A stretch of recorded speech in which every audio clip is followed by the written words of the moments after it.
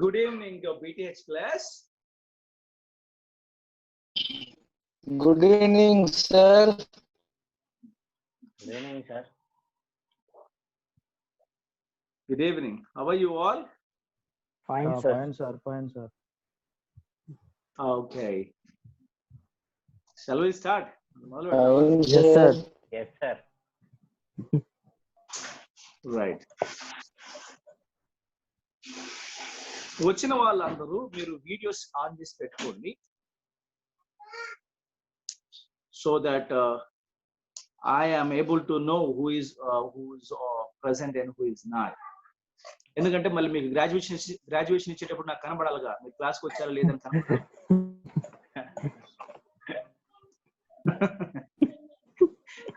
Joke serious.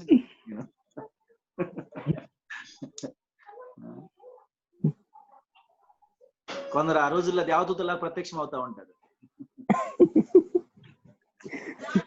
అదేందో దేవతలు తెల్లగా ప్రత్యక్షం అవుతారని నేను విన్నాను. వీళ్ళు నల్ల కోటేసుకుని ప్రత్యక్షం అవుతా ఉంటారు. గ్రాడ్యుయేషన్ ఈ నల్ల దేవదూతలు వస్తా ఉంటాయి. అకాడమిక్ అట్లా కనిపించరు వీళ్ళు. అకాడమిక్ కనిపించరు కానీ గ్రాడ్యుయేషన్ కనబడతారు నల్ల కోటేసుకుని భయంకరంగా. అసలు ట్విస్ట్ ఏంటో తెలుసా సార్? ఒక సెల్ఫీ అని దగ్గరకు వస్తారు, నేను కింద మీట్ చూసేసి అక్కడి నుంచి ఆగోరించాలి, ఎల్లురికి సెల్ఫీ ఇవ్వని ఇవ్వని నేను సెల్ఫీలు గత 3-4 ఏళ్ళు చూస్తుంటే నేను ఎవరికి సెల్ఫీలు ఇవ్వట్లే. ఎందుకు మళ్ళీ నాకెందుకు అంత అదృష్టాన్ని ఇవ్వని. ఎందుకంటే అక్కడ పోయి మళ్ళీ ఏం చెప్పుకుంటారు, ఏనే మాకు తీలా చెప్పినాయన నా పండ, నాకెందుకు ఇదంతా మళ్ళీ. అందుకని సో అందుకని first sir first sem paper చేశారు. First sem papers marks submit చేశాం కదా. మార్క్స్ మీకు సర్టిఫికెట్ లో మార్క్స్ ప్రింట్ అయ్యి వస్తాయి. ఏంటి తొందర సరే ఓకే సరే. Redemption, the gracious provision for salvation. The gracious provision for salvation. So redemption అనే పదము చాలా బలమైనటువంటి పదం, చాలా చాలా బలమైనటువంటి పదం. ఈ రిడెంప్షన్ గురించి ఫానీ జే క్రాస్బీ అని ఒక లేడీ తన సాక్ష్యంలో, మీకు తెలుసు this is my story this is my song అనే పాట ఉంది తెలుసు కదండి ఇంగ్లీష్ హిమ్స్లలో. This is my story this is my song, this is my story this is my song, praising my Savior all the day long. There's this ఆవిడ testimony ఒకసారి చదవండి, Fanny జే క్రాస్బీ గురించి. She was believed to be born blind, పుట్టు గ్రుడ్డిగా ఉండిన ఆవిడ అని చరిత్ర చెప్తా ఉంది. And from her pen flowed amazing hymns. వారు కంపోజ్ చేసినటువంటి హిమ్స్ అంటే నాకు చాలా ఇష్టం. So many of them. So I love to sing her hymns. చదవండి ఫానీ జే క్రాస్బీ గారి గురించి చదవండి. అంటే కళ్ళుండి చెవులుండి జ్ఞానేంద్రియాలు అన్నీ పనిచేసి ఆయన మనకి ఇలా అనేటువంటి ఫీలింగ్స్ తలంపులు ఏవి చూడలేనటువంటి, I'm not sure if she was able to she was also not able to hear, I don't know, but one thing is for sure, she was blind absolutely. Yeah, absolutely. So that much I'm sure. But ఆవిడ hymns లో ప్రభువారి పట్ల ఆవిడకున్నటువంటి తలంపులు, దేవుని వాక్యం పట్ల ఆవిడకున్నటువంటి అవగాహన పరిశీలిస్తే, అంటే కనులుండి అన్నిటినీ ఇంత ఆవిడ కాలంతో పోల్చుకుంటే మనం ఇంకా అడ్వాన్స్డ్ కాలంలో ఉండి ఇన్నేసి అద్భుతాలను కళ్ళారా చూడగలిగినటువంటి మనకి ఏ ఫీలింగ్స్, ఏ తలంపులు పుట్టకపోవటం కాస్త శోచనీయమే అనిపిస్తుంది. సో వారి మాటల్లో, ఫ్యానీ జే క్రాస్బీస్ గారి మాటల్లో, redeemed, how I love to proclaim it, redeemed by the blood of the Lamb, redeemed through his infinite mercy, his child and forever I am. Redeemed. This is a hymnal. What can wash away my sin? Nothing but the blood of Jesus. అనే hymnal మీకు తెలుసా అంటే విన్నారు ఎప్పుడన్నా? Amazing hymns ఉన్నాయి. ఈ English hymns మనం పాడుతున్నప్పుడు కన్నీళ్ళు వస్తాయి, మనసు పులకరించుద్ది. ఇవి కేవలం భావోద్రేకానికి సంబంధించిన సంగతులు మాత్రమే కాదు. అంటే తెలుగు పాటలు విన్నప్పుడు అలాంటి డాక్టర్స్ మనకు కనబడు. What can wash away my sin? Nothing but the blood of Jesus. What can make me whole again? Nothing but the blood of Jesus. Oh, precious is the flow that makes me white as snow. No other fount I know. Nothing but the blood of Jesus. Oh, precious is the flow that makes me white as snow. No other fount I know. Nothing but the blood of Jesus. When we talk about redemption, you cannot not think about the blood of Jesus Christ. You cannot not talk about the blood of Jesus Christ, because if there is no blood of Jesus Christ, you don't have any right to any scope of talking about the redemption. Redemption is only possible in and through the blood of Jesus Christ. And we have one more writer, Philip P. Bills. He wrote a song about redemption. He says, I will sing of my Redeemer and his wondrous love for me. On the cruel cross he suffered from the curse to set me free. Sing, oh sing of my Redeemer, with his blood he purchased me. On the cross he sealed my pardon, paid the debt and made me free. అట్ని పాడాల్సిన అక్కర్లేదు sir. అట్ని చదివినా డబ్బులు ఇస్తే దొరకనటువంటి అనుభూతులు కలుగుతా ఉంటాయి. Even when you read it plainly. అంటే every time, అంటే this is my personal feeling that I go through when ever I talk about redemption. విమోచన గురించి మాట్లాడినా, విమోచన గురించి చదివినా అత్యద్భుతమైనటువంటి అనుభూతులు గుండా, ఫీలింగ్స్ గుండా నేను వెళ్తా ఉంటాను. They are not sensual. అవి శరీరానికి సంబంధించినటువంటివి కావు. ఆ తలంపులు, అనుభూతి అంత గొప్ప గొప్ప అనుభూతి కలుగుతా ఉంటుంది when we talk about redemption. What is redemption? Then let's define the term. How do you define the term redemption? Basically, it is a price paid to free or to bring someone out of the bondage of chains,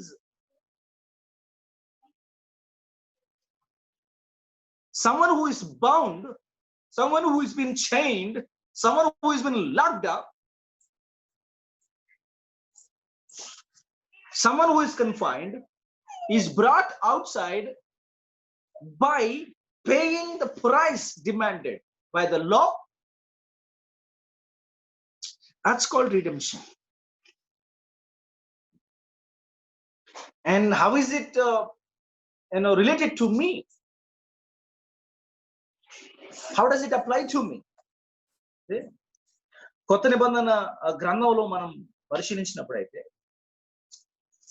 పాత నిబంధన గ్రంథాన్ని మనం పరిశీలించిన, Bible, the entire Bible talks so much about redemption. అంటే నట్షెల్లో మనం చెప్పాలంటే the whole thing of the Bible is about redemption.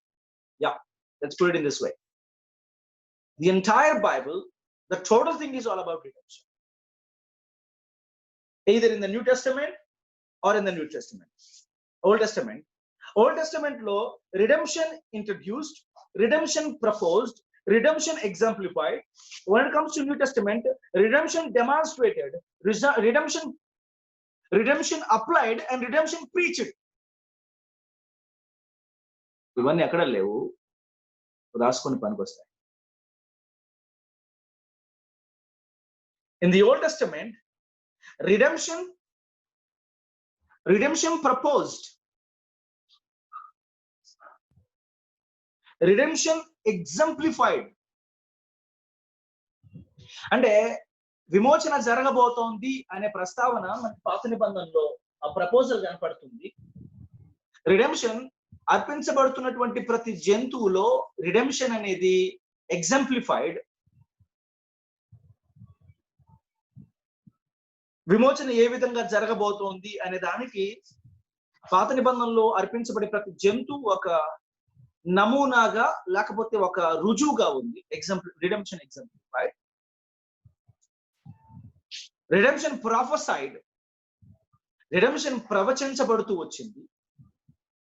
So when it comes to New Testament, కొత్త నిబంధనకు వచ్చేటప్పటికి redemption fulfilled, accomplished, rather fulfilled అనే దానికంటే అకంప్లిష్డ్ అంటే బాగుంటుంది. And then redemption applied and redemption preached. Redemption was accomplished and applied and now it is preached. ఇవి మనం మాట్లాడుకుంటున్నాం. So Old Testament, two different terms are employed to talk about redemption. విమోచన గురించి మాట్లాడడానికి రెండు వేరు పదాలు వాడబడ్డాయి. వాటిలో మొదటి పదం ఏంటంటే gaal. It's a Hebrew word. Gaal అనేది Hebrew. Gaal simply means to free by the payment of a price. To free by the payment of price. Here the importance is on price.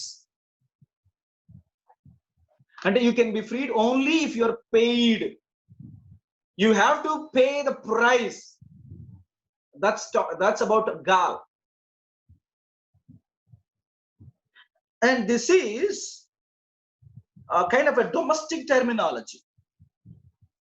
Though it is a legal term, but most of the times employed in the domestic sector. అంటే కుటుంబాలకు సంబంధించి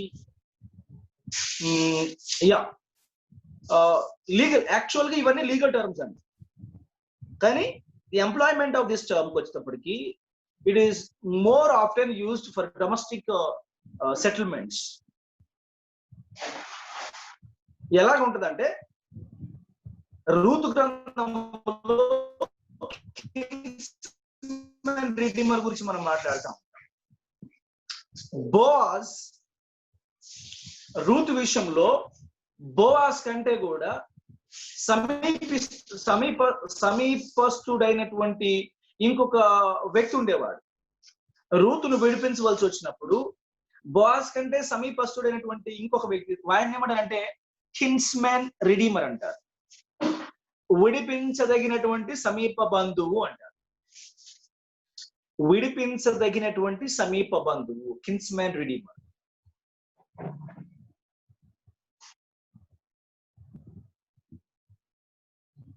అప్పుడు boss కంటే ముందున్నటువంటి ఆ వ్యక్తి మొదట నేను విడిపించుకుంటానని చెప్పి ఆ తర్వాత మళ్ళీ నాతో కాదు అని చెప్పిన తర్వాత బోవాజ్ ఆవిడని విడిపించడానికి ముందుకు వచ్చినటువంటి నేపథ్యాన్ని మనము రూతు గ్రంథంలో చదువుతాం. Price must be paid in order to redeem. Kinsman redeemer. Family obligations redeeming లో ఫ్యామిలీ ఆబ్లిగేషన్స్ అన్నమాట. ఈ గాల్ అనే టర్ము ఫ్యామిలీ ఆబ్లిగేషన్ కి సంబంధించి వాడబడతా, ఎంప్లాయ్ చేయబడతా వచ్చింది. అండ్ వన్ మస్ట్ అండర్స్టాండ్ ఏ రిడెంప్షన్ అయినా involves price to be paid. Payment లేకుండా redemption is not possible.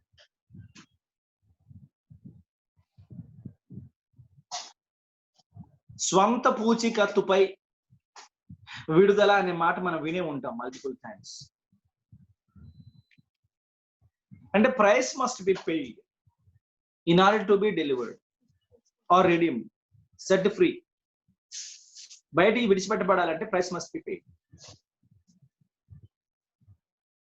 And multiple examples are there in the Old Testament. We will consider couple of them. ఎక్కువ కాకుండా కీర్తనలు 103వ కీర్తన 4వ వచనం ఒకసారి చదువుదాం పిల్లలు. Psalm number 103 and 4.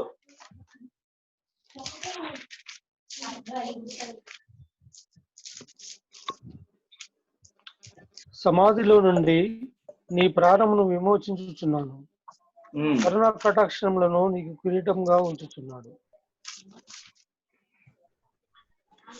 సమాధిలో నుండి నీ ప్రాణమును విమోచించుచున్నాడు.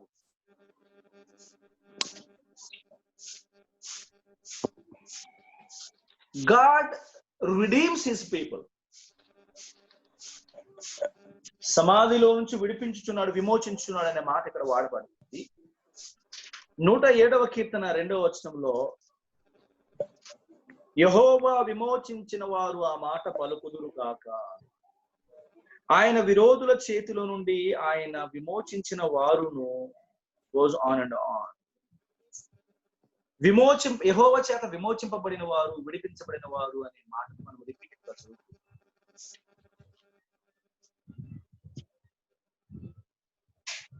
అంటే మల్టిపుల్ టైమ్స్ ఇది ఇశ్రాయేలీయుల్ని విడిపించటం, ఐగుప్తు బానిసత్వం నుంచి విడిపించడానికైనా కావచ్చు, ఆ తర్వాత యాజ్ ఎ హోల్ అందరినీ పాపముల నుండి విడిపించటం అయినా కూడా కావచ్చు. బట్ రిడెంప్షన్ ఏదైనా the process demands price. Payment లేకుండా విడుదల ఉండదు.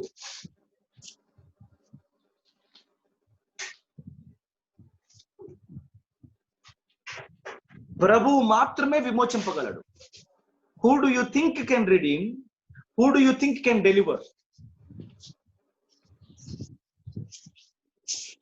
There is a redeemer, Jesus, God's own son. There is a redeemer, Jesus, God's own son. Only Jesus, the Son of God, is the redeemer, the redeemer of the world. There is no one outside Christ who can redeem the world. విమోచన దేవుని కుమారుడైనటువంటి విమోచకుడైన యేసుక్రీస్తు ప్రభుల వారి ద్వారానే సాధ్యం, కానీ మరెక్కడ సాధ్యం కాలేదు. And even the son of God had to pay the price. అంటే ప్రైస్ లేకుండా విమోచన లేదని మళ్ళీ మనం మాట్లాడుకుంటున్నాం.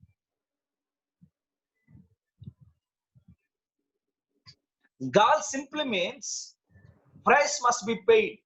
వాళ్ళు ఎవరైనా సరే, ఇంట్లోనైనా బయటోళ్ళైనా, to redeem you must pay. Whatever is demanded by the law. అంటే ప్రైస్ అంటే డబ్బులనే కాదండి ఇక్కడ. If the law demands money, you have to pay money. If law demands service, you have to serve. If law demands take punishment, you have to take punishment, whatever the law demands. And the price antunam kabatti don't be confused. And ఇప్పుడు మనం కొన్నిసార్లు మాట్లాడుతాం, you will have to pay price for it, you will have to pay for it అంటాం. Pay for it అంటే డబ్బులు కట్టాలనా? లేదు, నువ్వు నష్టపోతావు, నువ్వు కష్టాలు ఎదుర్కోవాల్సి ఉంటుంది, నువ్వు ఇబ్బందులు పడాల్సి ఉంటుంది, నువ్వు దెబ్బలు తినాల్సి ఉంటుంది, లేకపోతే నువ్వు శిక్షణ అనుభవించాల్సి ఉంటుంది. You'll pay for it. He has to pay for it. So whatever the law demands must be paid. In terms of cash అయినా కావచ్చు, in terms of service అయినా కావచ్చు, in terms of taking punishment అయినా కావచ్చు. So contact ని బట్టి, situation బట్టి payment, mode of payment మారుతుంది. మోడ్ ఆఫ్ పేమెంట్ మారుతేమో కానీ పేమెంట్ మాత్రం ఉంటుంది. Every redemption includes payment. Whatever is the mode of payment, whatever be the mode of payment, remember. Having said it, ప్రభు మాత్రమే విమోచింపగలడు, విడిపించగలడు అనే మాటకు ఆధారంగా మనం కొన్ని రెఫరెన్సెస్ చదువుకున్నాం ప్రియులారా. యోబు గ్రంథము 19వ అధ్యాయం 25వ వచనం, నా విమోచకుడు సజీవుడనియు అని యోబు భక్తుడు మాట్లాడుతున్న సందర్భాన్ని మనం ప్రస్తావించబోతున్నాం.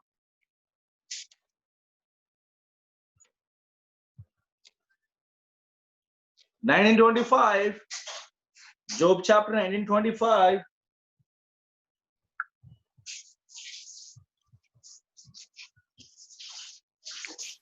అయితే నువ్వు విమోచకుడు సజీవుడనియు తరువాత ఆయనకు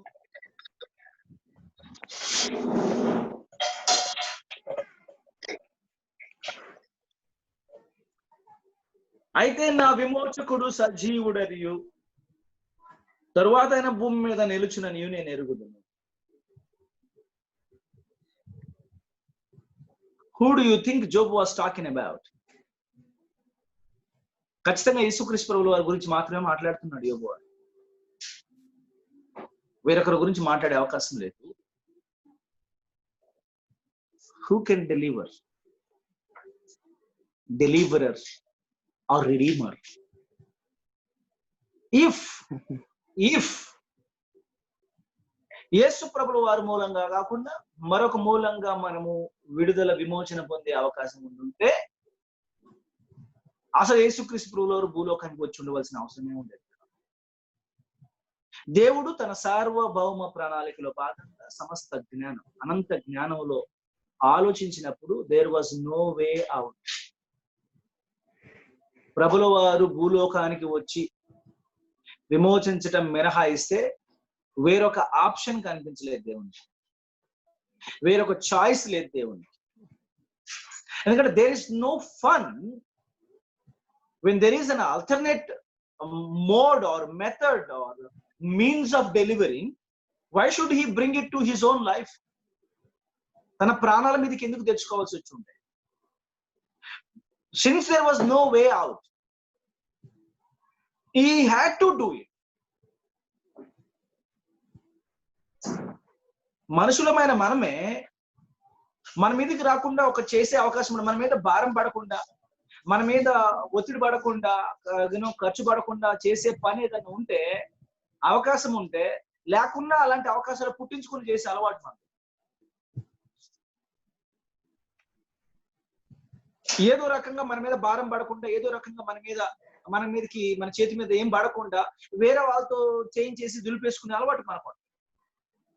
అంటే మానవులకు ఉన్నటువంటి మన ఈపాటి తలంపులతో, ఈపాటి తెలివితేటలతో మనం అంత లోతుగా ఆలోచించగలిగినప్పుడు, దేవుడు మానవాళ్ళని విమోచించవలసిన పరిస్థితి వచ్చినప్పుడు ఆయన what are the possible means, ఇప్పుడు మనం కూడా plan A, plan B, plan C అని చేసుకుంటాం కదా. ఈ రకంగా విడిపించవచ్చు, first possibility, second possibility, third possibility అని మనం అనుకుంటాం. ఇప్పుడు యేసుక్రీస్తు ప్రభుల వారు మానవాళ్ళని విడిపించవలసినటువంటి ప్రణాళిక వేసినప్పుడు, don't you think he must have considered all the possible methods, all the possible ways to redeem? And yet he chose to send his son to die on the cross of Calvary, because there is no other way out, there is no other mode or other possibility to redeem human beings. అంటే సరదా కాదు కదా ఇందులో. there is no entertainment here. This is not an entertainment. Fun ఏ ఉంది ఇందులో? వచ్చి 33.5 సంవత్సరాలు ఇక్కడ దుర్భరమైనటువంటి పరిస్థితుల్లో బ్రతికి, మానవుడిగా మనకంటే దౌర్భాగ్య పరిస్థితుల్లో బ్రతికి, మనమంటే చాలా మెరుగైనటువంటి పరిస్థితుల్లో బ్రతుకుతున్నాం. కానీ యేసుక్రీస్తు ప్రభుల వారు మనతో పోల్చుకుంటే దాదాపుగా 1000 రెట్లు అత్యంత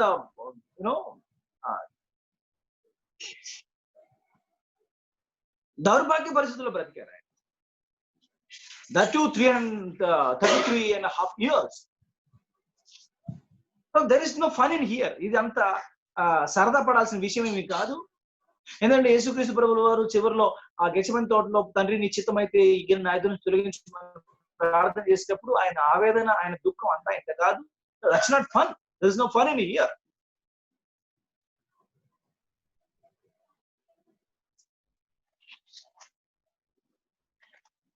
God had to do it because there is no other way.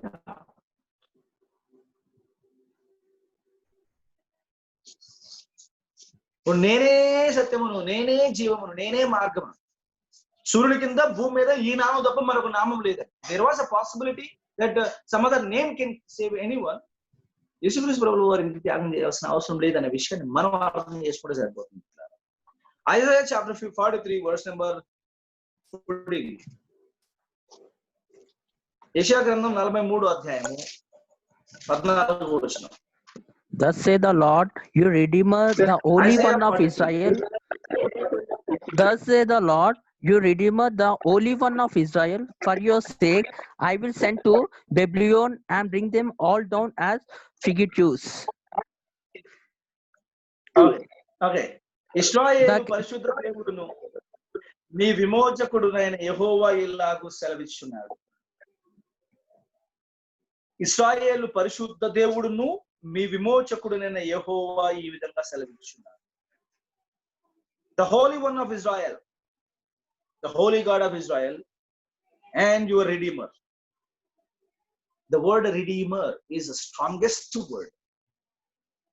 Legalities వచ్చినప్పుడు legalities లో the term redeemers becomes the strongest word. Because it is most of the times voluntary. Redeeming is most of the times voluntary. ఇది వాలంటరీగా చేయాల్సిందే కానీ there is no hard and fast rule that you have to redeem. ఇది స్వచ్ఛందంగా ఎంచుకోవాల్సిందే. Redeemer ఎవరైనా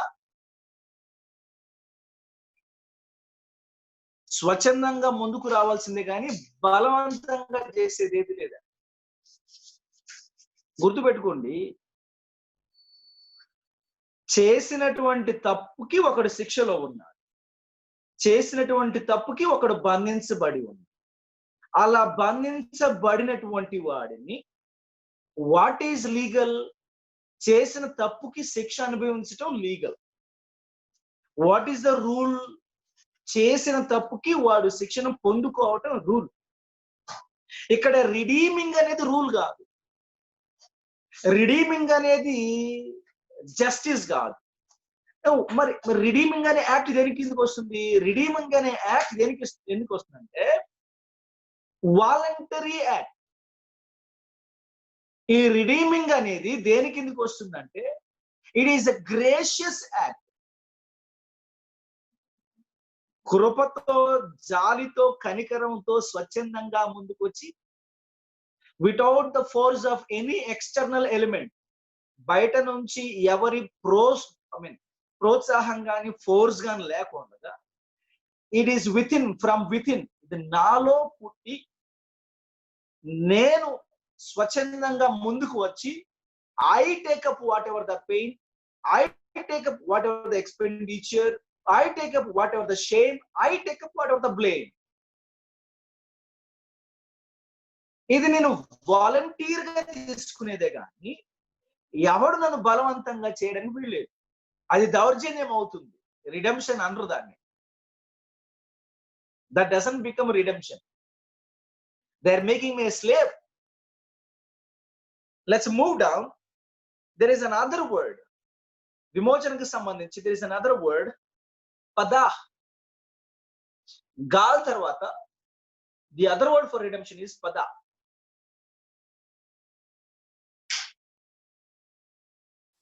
to free by the payment of price. అంటే price pay చేసి స్వతంత్రుల్ని చేయటం, విడుదల చేయటం, విడిపించటం అని అర్థం వస్తుంది. గాల్ ప్రకారం ఏమో more importance and more stress is on price. విడిపించాలంటే పే చేయాలా, you have to pay the price to deliver. ఇక్కడ by paying the price you are free, you are freed and delivered. స్వతంత్రులు చేయబడ్డారు, విడిపించబడ్డారు అని అర్థం వస్తుంది. ఇక్కడ importance and stress, emphasis is on freedom, స్వేచ్ఛ మీదకి వస్తుంది. గాల్ అయినా పద అయినా ఈ రెండిట్లో మనం అర్థం చేసుకోవాల్సింది ఏంటంటే గ్రేస్ కనబడుతోంది. Grace is seen as the underlying source. కృప ఒక అండర్లయింగ్ సోర్స్ లాగా మనకు కనబడుతుంది. ఇప్పుడు కృప అనేది లేదనుకోండి, none of this is possible or neither of this is possible.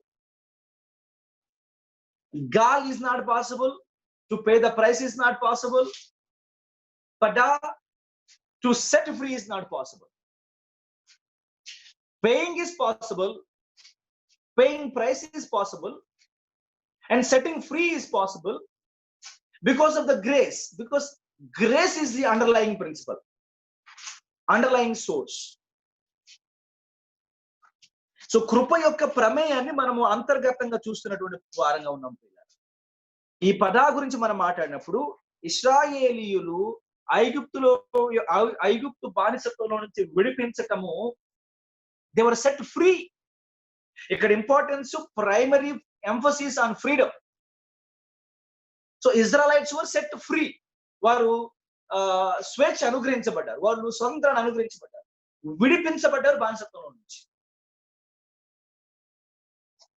Deuteronomos chapter 7 verse number 8. Deuteronomos chapter 7 verse number 8. అయితే యెహోవా మిమ్మల్ని ప్రేమించువాడు కనుకను, తాను మీ తండ్రులకు చేసిన ప్రమాణమును నెరవేర్చువాడు కనుకను, యెహోవా మిమ్మల్ని రప్పించి రాజుల గృహంలో నుండి ఐగుప్తు రాజైన ఫరో నుండి మిమ్మల్ని విడిపించెను.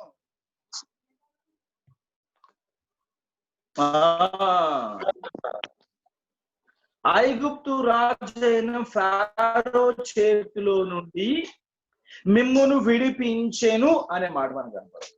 పడా, he delivered you, he redeemed you from the hands of Pharaoh.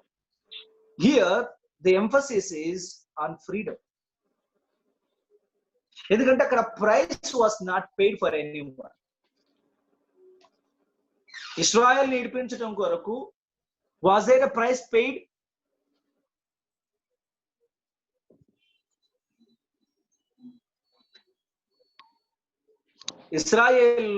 ఇశ్రాయేలీయుల్ని ఐగుప్తులో నుంచి విడిపించడం కొరకు అక్కడ ఏమన్నా పేమెంట్ చేయాల్సి వచ్చిందా? ఇన్ టర్మ్స్ ఆఫ్ క్యాష్ కానీ, ఇన్ టర్మ్స్ ఆఫ్ సర్వీస్ కానీ, ఇన్ టర్మ్స్ ఆఫ్ పనిష్మెంట్ కానీ ఏదైనా బేర్ చేయవలసి వచ్చిందా?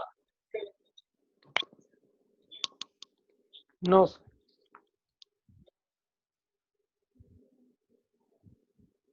వారిని విడిపించటం అనేది వాలంటరీ యాక్టే, దాన్ని మనం కాదంటలేదు. అండ్ ఎయిదర్ కేస్ ఇది గాల్లోనైనా పడాలోనైనా రెండిట్లో రిడెంప్షన్ అనేది, రిడీమింగ్ యాక్ట్ అనేది వాలంటరీగా జరిగేది. Redeeming act cannot be a rule అండి. నువ్వు నన్ను విడిపించాలనే రూల్ ఏమీ లేదు.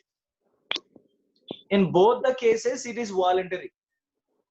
కానీ గాల్ ప్రకారం price must be paid. Price is important there. Price is emphasis. Payment is emphasis. But pada ప్రకారము the freedom is emphasis.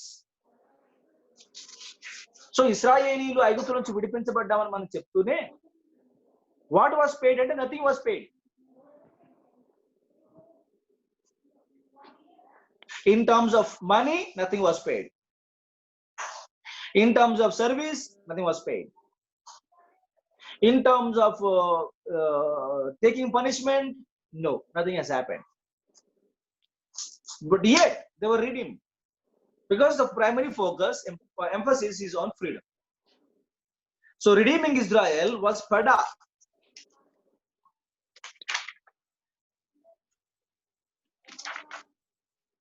కీర్తనలు 130వ కీర్తన 7-8. ఇజ్రాయేలు యెహోవా మీద ఆశ పెట్టుకును, యెహోవా యొద్ద కృప దొరుకును, ఆయన యొద్ద సంపూర్ణ విమోచన దొరుకును. ఇజ్రాయేల్ దోషములన్నిటి నుండి ఆయన వారిని విమోచించును.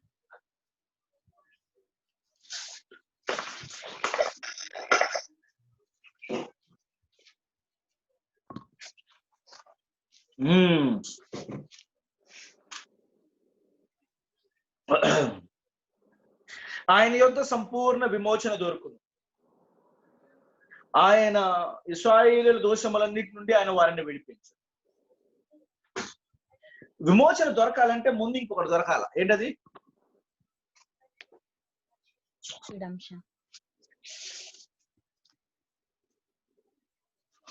కృప. Amazing. ఎవరన్నారమ్మా? ఎవరన్నారమ్మా? Nita sir. Amazing.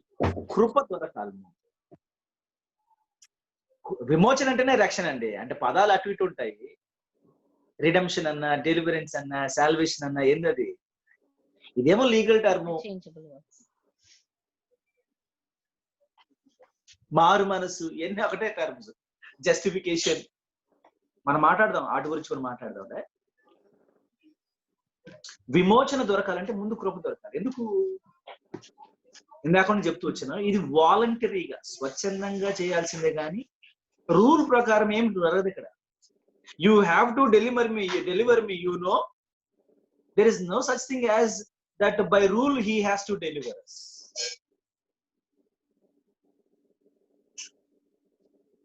So స్వచ్ఛందంగా దొరకాలి అంటే స్వచ్ఛందంగా దొరికేదానికి మూలం ఏంటిది? The underlying principle and source ఏంటంటే గ్రేస్. చాన్ అంటారు హీబ్రూలో గ్రేస్ ని. So without chen there is no padah, without chen there is no gaal. అంటే వితౌట్ గ్రేస్ గాల్ లేదు, వితౌట్ గ్రేస్ పడా లేదు. న్యూ టెస్టిమెంట్కి వచ్చిన తర్వాత there are other words employed in Greek. New Testament lo different terminology employed cheyabadindi. The one word that is equivalent with gal. Gal ki samantaranga vaadabade padam endante exagarazo. Exagarazo. Ikkada agarazo ane padam undandi. Agarazo means to purchase from a marketplace అని అర్థం వస్తుంది. అగరాజో, ఎగ్జగరాజో అనే word ఇది. ఇందులో అంటే ఇప్పుడు ఎక్కువ నేను మీ గ్రీక్ చెప్పవట్లేదు. Simply means to buy it out. The emphasis on purchasing, price, buying it from market place, buying it. And you know ఏది కొనాలన్నా పేమెంట్ అవసరం అవుతుంది. పర్చేస్ చేయాలంటే మాత్రం పేమెంట్ చేయాల్సిందే. ప్రైస్ లేకుండా పర్చేసింగ్ ఈజ్ నాట్ పాసిబుల్. ఒకవేళ మీరు డబ్బులు కట్టకుండా పర్చేస్ చేసే అలవాటు ఉంటే నాకు తెలీదు దాన్ని ఏమంటారో.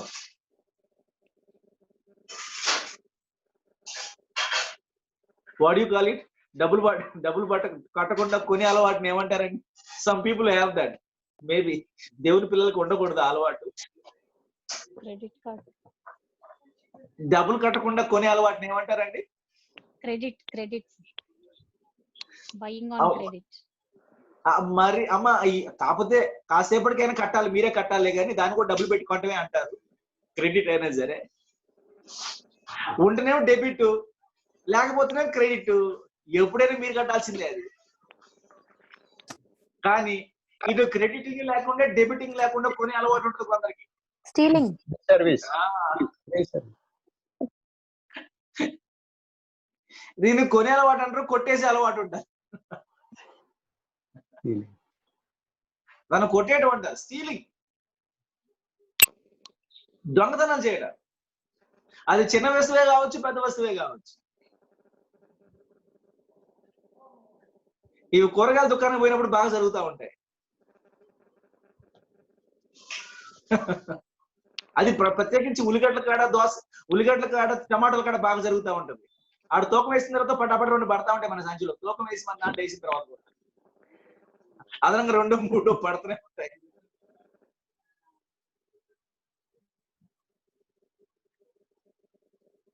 అంటే ఇది ఎక్స్పీరియన్స్ లోంచి చెప్పట్లేదు, నాలెడ్జ్ లోంచి చెప్తున్నాను. అంటే మీరు మరీ అనుమానంగా చూస్తుంటే I have to give a clarification, explanation, right? So having said it, whatever, so many people do that. Yeah, Prabhu garu, Prabhu PTH was, I want to see Prabhu PTH. అసలు ప్రభు అంటున్నారు కానీ నా ఫేస్ నాకు కనపడలేదండి. I want to see you, show me yourself brother. నాకు గుర్తుకు చావట్లేదు, ఇది problem. మీరు ఎంతమంది ఉన్నారు తెలియట్లేదు, ఎవరెవరు ఉన్నారు తెలియట్లేదు. గ్రాడ్యుయేషన్ లో మీరు గుర్తుపట్టలేదు అనుకోండి, గ్రాడ్యుయేషన్ రోజు నువ్వు ఎప్పుడు కనపడ్డావు పక్కకి అంటాను నేను, నాకు ఇష్టం. డోంట్ హ్యావ్ కెమెరా అంటే ఫైన్, ఆల్ రైట్. వాట్సాప్ లో నన్ను కనపడతాను, వాట్సాప్ లో కనపడు సామి, నీ పేరు జీవగ్రంథంలో లిఖిస్తా. All right, having said it, let's go over talk about exagaras, to buy it, from a marketplace. Galatians 3:13.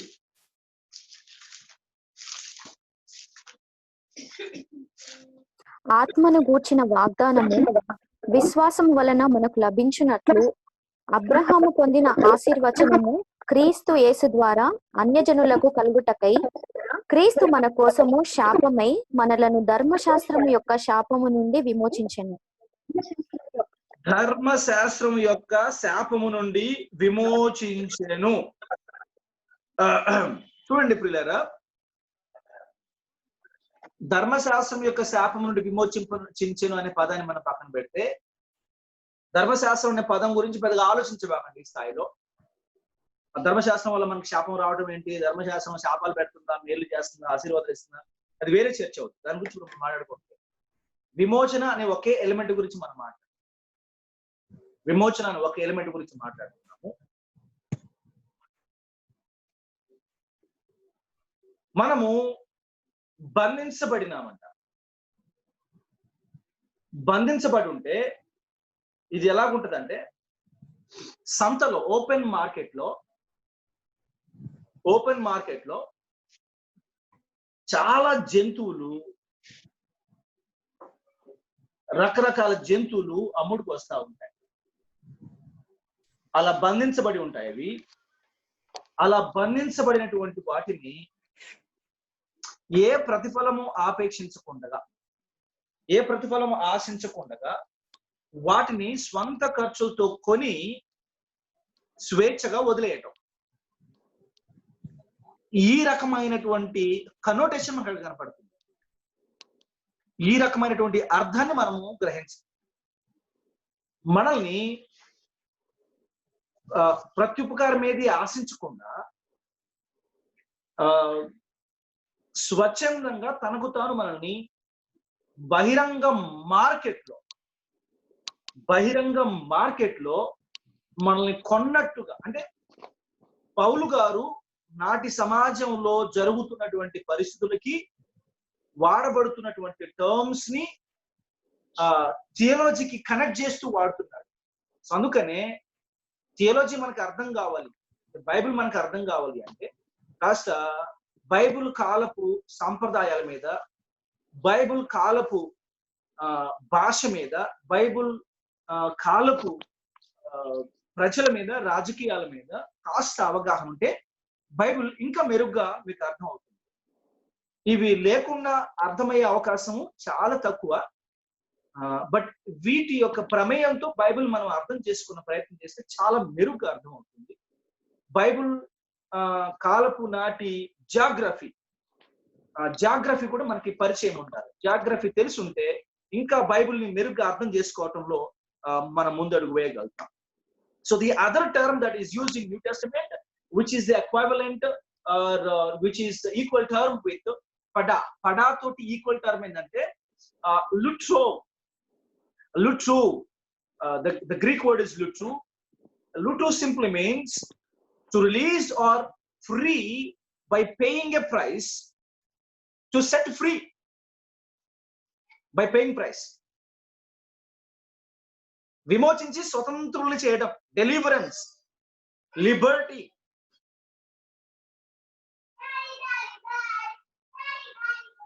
యేసుక్రీస్తు ప్రభుల వారు మనల్ని విమోచించారు. విమోచించడంలో 2 ఎలిమెంట్స్ ఉన్నాయి. Number 1 he paid, number 2 he freed. He paid and he freed. ఆయన చెల్లించాడు, విడిపించాడు. both are done. He paid and freed. చెల్లించి విడిపించడం. Christ being our redeemer, let us try to understand in a closer quarters. ఆయన సమీపించి చూసే ప్రయత్నం చేద్దాం. ఈ రీడీమింగ్ programme లేకపోతే ఈ రీడీమింగ్ యాక్టివిటీ ఎలా జరిగింది అనేది కాస్త మనం లోపలికి వెళ్ళి తెలుసుకునే ప్రయత్నం చేద్దాం పిల్లరా. What the act of redemption was his death on the cross of Calvary. How did he redeem అన్నప్పుడు? By his death on the cross. నేను ఇందాక చెప్పాను, మనం ప్రారంభంలో చెప్పినంటే payment in terms of cash అయినా కావచ్చు, payment in terms of punishment, service. Yes, అది కూడా ఉంది. Payment in terms of service అయినా కావచ్చు. ఇప్పుడు సార్ మీకు తెలుసు, పాతకాలంలో తల్లిదండ్రులు చేసిన అప్పులకి పిల్లల్ని బానిసలుగా పట్టుకుని వాళ్ళతో సర్వీస్ చేయించుకునేవాళ్ళు కదండి. ఎవడు తెలుస్తాడు ఇది అంత అని చెప్పి ఇంకా అప్పుడు ఏంటి, సర్వీస్ చేసేవాడు. Payment in terms of or in the form of service. ఇప్పుడు payment in the form of taking a punishment. వేరే వాళ్ళ కొరకు దెబ్బలు తినడానికి ముందుకు రావడం, వేరే వాళ్ళ కొరకు శిక్షణ అనుభవించడానికి ముందుకు రావడం. This is in terms of taking punishment. This is also payment.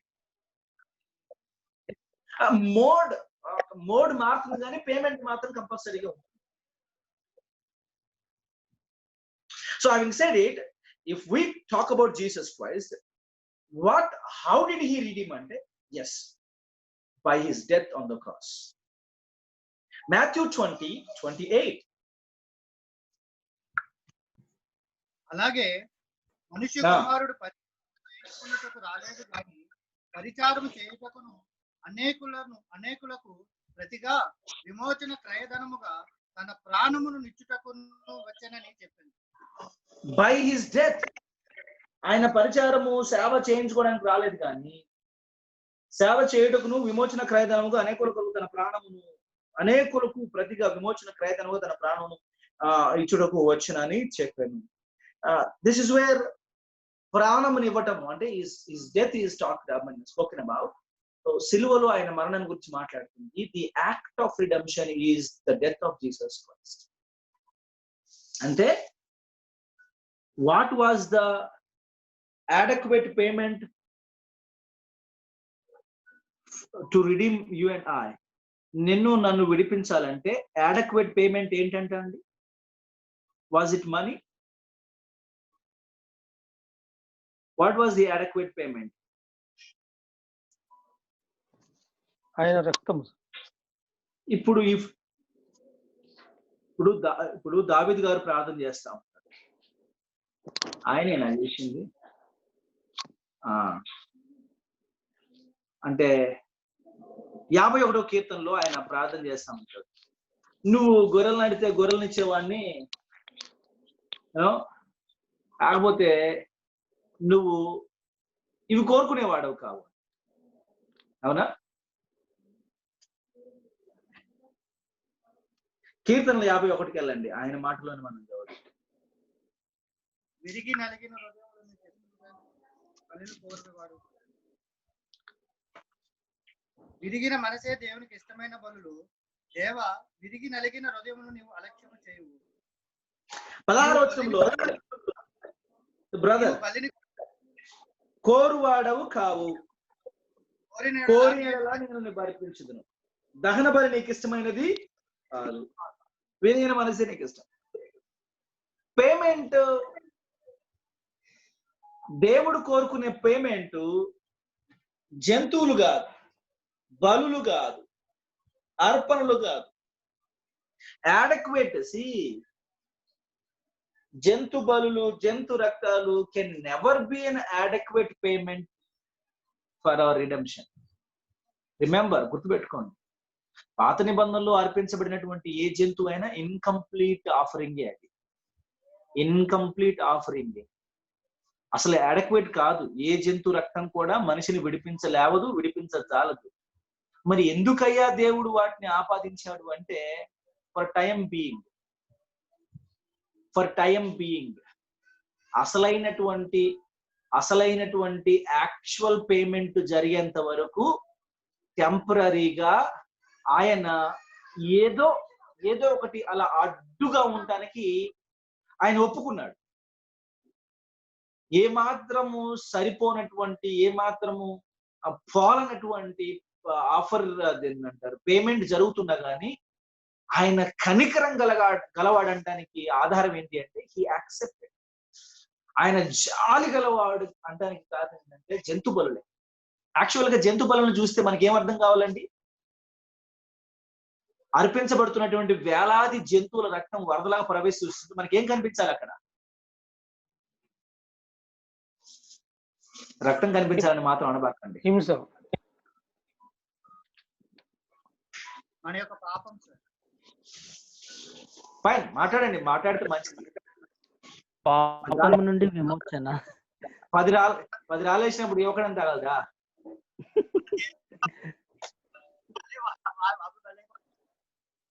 అయ్యా,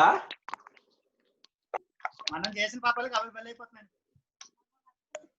రైట్, అక్కడ ఏం కనబడుతుంది మరి? మనం చేసిన పాపాలకి అవి సార్ 1 minute ప్లీజ్. మనం చేసిన పాపాలకి అవి బలవుపోతున్నాయి అనే మాట కరెక్ట్. అయితే ఇక్కడ పనికిరాని ఆ జంతువుల్ని సైతం మన పాపాలకి అవి ఏమాత్రం సరిపోవు, మన శిక్ష కొరకు అవి ఏమాత్రం కూడా పోలవు. అయినా సరే అలాంటి అల్పజీవుల్ని నా పాపానికి ప్రతిగా నా స్థానంలో జంతువుల్ని ఆయన యాక్సెప్ట్ ఎలా చేశాడండి? మనుషుల రక్తం ఇవ్వడం మంచిది కాదని జంతువుల రక్తం ఇస్తున్నాం సార్. ఇక్కడ మనం ఏం చూడాలంటే ఆయన కృపను చూడాలా. ఆఫ్టర్ ఆల్ జంతువుల రక్తము, జంతువుల ప్రాణము మనిషికి ఏమాత్రం పోలనప్పటికీ, విడిపించినప్పటికీ, అయినా సరే జంతువులు వధించబడితే ఆయన ఒప్పుకున్నాడు. జంతువుల రక్తాన్ని ఒప్పుకోవటంలో ఆయన కనికరం కనపడుతుంది. జంతువుల రక్తాన్ని చూసి మనల్ని ఉపేక్షించటంలో ఆయన కృప కనపడుతుంది. జంతువుల రక్తంలో మనల్ని ఉపేక్షించటంలో ఆయన ప్రేమ కనపడుతుంది. సో ప్రవహించే జంతువుల రక్తం ఏం కనపడుతుందంటే దేవుని కృప, దేవుని యొక్క కనికరం, దేవుని ప్రేమ కనపడుతుంది, దేవుని జాలి కనపడుతుంది. అదేందయ్యా, జంతువులను చంపితే దాంట్లో జాలే ఉందని, నిన్ను చంపలేదు, అదే జాలి ఇక్కడ.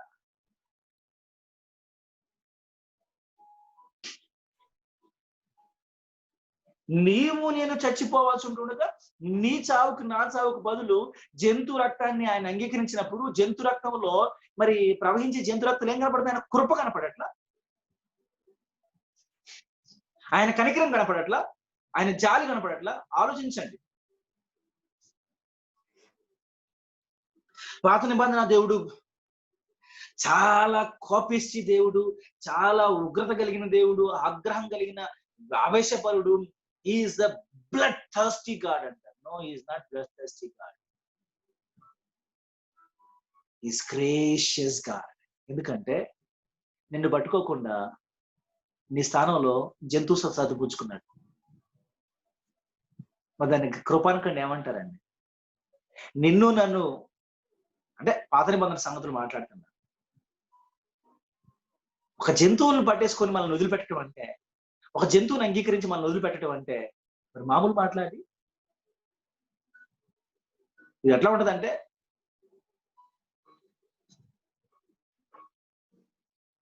ఒక రాయిని పట్టుకొని ఒక వజ్రాన్ని వదిలేసినట్టు ఆయన రాయితో సర్దుకోవడానికి ఇష్టపడ్డాడు.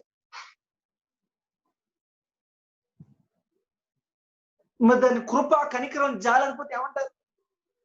పాత నిబంధనలు ఐ డోంట్ నో, మరి పాత నిబంధనలో జనాలకి దేవుడు అంత బ్లడ్ థర్స్టీ గాడ్ ఎందుకు కనపడుతున్నాడో. ఇక్కడ సమస్య ఏంటి అంటే, ఒకడు తాను ఎంత పతనమైపోయి ఉన్నాడో, తాను ఎంత ఘోరమైన పాపో తనకు తెలియకపోతే పాత నిబంధన దేవుడు మరి బ్లడ్ థర్స్టీ గాడుగానే కనబడతాడు. తానెంత పతనమైపోయి ఉన్నాడో, తనెంత భ్రష్టుడో పాపిగా ఉన్నాడో, ఎంత శిక్షార్హుడో అనే విషయాన్ని ఒకవేళ ఒకడు గుర్తించినట్లయితే పాత నిబంధన దేవుడు చాలా కనికరం కలిగిన వాడు. మన పాత నిబంధన దేవుడు ఎక్కువ కనికరం కలిగిన వాడా, పాత నిబంధన దేవుడు ఎక్కువ కనికరం కలిగిన వాడు అనిపిస్తుంది. అంటే ఇన్ టర్మ్స్ ఆఫ్ రెండు నిబంధనల గురించి, రెండు నిబంధనలు వేరు చేసినప్పుడు మాట్లాడినప్పుడు ఏ నిబంధనలో దేవుడు కాస్త దేవుడు శాంత స్వరూపుగా కనబడుతున్నాడు? పాత నిబంధనలోనో కొత్త నిబంధనలోనో? కొత్త నిబంధనలో శాంత స్వరూపుగా కనబడుతున్నారు అనేది మిస్టర్ రవికుమార్ గారి యొక్క వాదన. Right, good. ఇంకా మాట్లాడండి. కొత్త నిబంధన సార్ నేను చెప్పాను. మీరు కొత్త నిబంధన చెప్పేసి yes sir, new testament. Ravikumar goes with new testament. Right, who else and what else? Sir పాత నిబంధనలో పనిష్మెంట్ వాస్ వెరీ క్విక్, అంటే it was an immediate punishment, wherein the grace in the New Testament లో the punishment was taken on Christ and he paid the price. And I think okay, అంటే in terms of instantaneous judgement కి సంబంధించి Old Testament the judgement execute was executed from time to time instantaneously, instantly. So therefore okay, మీ conclusion ఏంటంటే the New Testament God is merciful అని చెప్పేసి నాకు అర్థం అవుతుంది. Okay, right. Yes, I got it. Yes. Yes, sir. Order, please. కనుక కనికరించకపోతే యేసుక్రీస్తు రావాల్సిన పనే లేదు సార్, అందరూ చావాల్సిన కాబట్టి ఆ గొర్రెలతో సరిపెట్టుకోకపోతే మనుషులందరూ చావాల్సింది. సార్ ఇక్కడ ఓల్డ్ టెస్టమెంట్ ఏంటంటే ప్రతి ఇంట్లో నుంచి ఒకరిని ఒక బలి అర్పించాలి కాబట్టి ఇలా చేయడం లెంతీ ప్రాసెస్ సార్. ఓకే, అయితే మనకు న్యూ టెస్టమెంట్ ఏంటంటే సార్ ఇవన్నీ మన దేవుడు యేసుక్రీస్తు మన అర్పించడం బదులు ఆయన అర్పించారు సార్. అదే నా పాయింట్ ఏంటంటే, my question is so straight and clear. పాత నిబంధనలో దేవుడు శాంత స్వరూపుగా ఉన్నాడో, కొత్త నిబంధనలో గ్రేషియస్ గా ఉన్నాడా? ఎక్కడ గ్రేషియస్ గా ఉన్నాడు? పాత నిబంధన, కొత్త నిబంధన? కొత్త నిబంధన. జీవన్ గారు కొత్త నిబంధనలో జాయిన్ అయ్యారు. కొత్త నిబంధన సార్. ఏమండి? కొత్త నిబంధన సార్. ఓకే, మన ఎస్ కొత్త నిబంధనలో సంజీవ్ కూడా కొత్త నిబంధనలో జాయిన్ అయ్యాడు. ఎందుకు? కిరణ్ గారు ఏదో చెప్తున్నారు పాపం, కానీ నాకు అర్థం కావట్లేదు సార్. సార్ బోత్ సార్, ఎందుకంటే మరి మీరు అట్లా స్ట్రాటజిక్ గా మాట్లాడద్దు, ఏదైనా ఒకటే చెప్పాలి, రెండు కాదు మళ్ళా. సార్ ఓల్డ్ టెస్టమెంట్ లో ప్రతి ఇంటి నుంచి ఒక బలి అర్పించాలి సార్. ఏం చెప్పినవా? నువ్వు ఆల్రెడీ చెప్పినా మళ్ళీ రిపీట్ చేస్తున్నావు. వేరే వాళ్ళకి చెప్పని, వేరే వాళ్ళని చెప్పని. కొందరికి కొందరు ఎంత కూర్చున్నారంటే ఎవరి పాపం వాళ్ళే పోతారు, మాకేం సంబంధం కూర్చున్నారు. Old Testament sir. యెహోవా షాలోమ్ సమాధానకర్త సార్ ఆయన. సో ఓల్డ్ టెస్టమెంట్ చాలా కాంటెక్స్ట్ లో it's not just by the term. ఆ ప్రకారం మాట్లాడుకుంటే టర్ములు బట్టి కాదు, యేసుక్రీస్తు ప్రభుల వారు కూడా అదే మాట్లాడాడు. Not by the name what is called many other names. Shalom అనే మాట మాత్రమే కాదు, కానీ is called many other names. నేను రోషం కలిగిన వాడిని అంటాడు, అబ్బా నన్ను ఒక పట్టణ మాట్లాడినారుగా, మాట్లాడమన్నప్పుడేమో పిలిచిందాక మాట్లాడు, నేను మొదలు పెట్టంగానే ఇక నువ్వు మొదలుపెట్టి నేను మొదలు పెడితే ఎవరికి ఎదురు చూద్దాం అన్నట్టు మొదలు పెట్టు. పాత నిబంధనలో నేను అసూయ కలిగినటువంటి దేవుడిని అంటాడు. యాక్చువల్ గా తెలుగులో రోషం కలిగిన దేవుడు, రోషం కలిగి ట్రాన్స్లేట్ చేయబడాల్సిన అసూయ ట్రాన్స్లేషన్ జరగాలి. యెహోవానకు నేను అసూయ కలిగినటువంటి దేవుడిని అని ట్రాన్స్లేషన్ జరగాలి. Yes, I mean it. అదేం సార్ అట్లా అంటున్నారు, దేవునికి అసూయ ఉంటుంది అని చెప్పి ఆశపడాల్సిన అక్కర్లేదు. దానికి ఒక లాజిక్ ఉంది, దానికి ఒక డిస్క్రిప్షన్ ఉంది. అంత మనకు కంగారు పడిపోవాల్సిన అవసరం లేదు. అది ఆల్రెడీ బీటీహెచ్ వాళ్ళకి ఫస్ట్ సెమిస్టర్ నేను చెప్పే ఉన్నట్టున్నాను ఆల్రెడీ, బట్ అవసరమైతే మీకు కూడా చెప్తాను తొందర అండి. I said it. నా లెక్క ప్రకారం the God of the old testament is merciful అంటున్నాను. అంటే ఇందులో పెద్ద రహస్యం ఏమీ లేదు ప్రియులారా, ఈజ్ సింపుల్ యాజ్ దాట్. అంటే నా లాజిక్ ఎలాగుందంటే పాత నిబంధనలో దేవుడైతే ఒక పాపి పక్షాన, ఒక పాపి విషయంలో ఒక జంతువుని ఇస్తే సర్దుకునేవాడు. అదే కొత్త నిబంధనకు వచ్చేటప్పటికి నో మోర్ యానిమల్స్. తన సొంత కుమారుని చంపేంత వరకు, ఆయన చచ్చిపోయేంత వరకు దేవుడు శాంతించాడు. He demanded the death of Jesus Christ, his very son.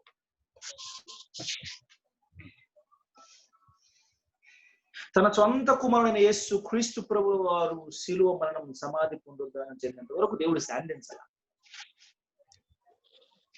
అదో ఇదో అట్లాంటి బలో ఇట్లాంటి బలో ఏదో ఒక జంతు బలిని సర్దుకున్నటువంటి సందర్భంలో నాకు పాత నిబంధనలో శాంత స్వరూపుడిగా కనబడుతున్నాడు. అంటే కొందరికి ఆ జంతువులు చంపటం ఇప్పుడు చూడండి, 100 జంతువులను చంపటం వేరు, ఒక మనిషిని చంపటం వేరు. ఇప్పుడు ఎవరు క్రూరులు అండి? 100 జంతువులను చంపిన వాడు క్రూరుడు అవుతాడు, ఒక మనిషిని చంపినవాడు క్రూరుడు అవుతాడు మీ భాషలో? మనిషిని చంపినవాడు, ఒక మనిషిని చంపినాడు. అండ్ వీ నో దట్ ఒక మనిషిని చంపినటువంటి వ్యక్తి క్రూరుడు అవుతాడు. జీవితకాలంలో మనం మాత్రం ఇన్ టర్మ్స్ ఆఫ్ జంతువులు చంపడం గురించి మాట్లాడితే మనం కూడా బోల్డెన్ జంతువులు చంపాం, అవునా కదా? ప్రతి ఆదివారం వచ్చినప్పుడు రేపు ఒక మేకను గొర్రెను చంపుతారు, లేదా కోడిను దేని ఒకదాన్ని చంపుతారు. ఈ వాడు చంపితే మీరు చంపితే దగ్గర ఉండి చంపు అంటారు కదా. నా కొరకు దాన్ని చంపు, నా కొరకు దీన్ని చంపని వేలు పెట్టి మీరు చూపిస్తా ఉంటారు. ఎన్ని చంపుకు తిని ఉంటారు మీరు అంటే నేను కూడా ఉన్నానులే వెనకాల.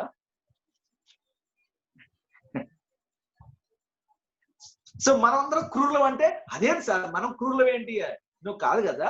ఆ రకంగా మనిషి చెప్పినప్పుడు ఇప్పుడు ఆ రూల్స్ ప్రకారం ఇట్స్ మై అబ్జర్వేషన్. పాత నిబంధనలో యేసు క్రీస్తు ప్రభువు వారు నీ కొరకు నా కొరకు చనిపోవచ్చు. ఆయన the death of Jesus Christ was demand.